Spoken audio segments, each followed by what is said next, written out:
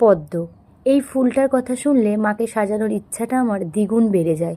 108টা পদ্মের মালার সঙ্গে সঙ্গে 108 ফুল দিয়েও মাকে আজকে পুজো দেওয়া হয়।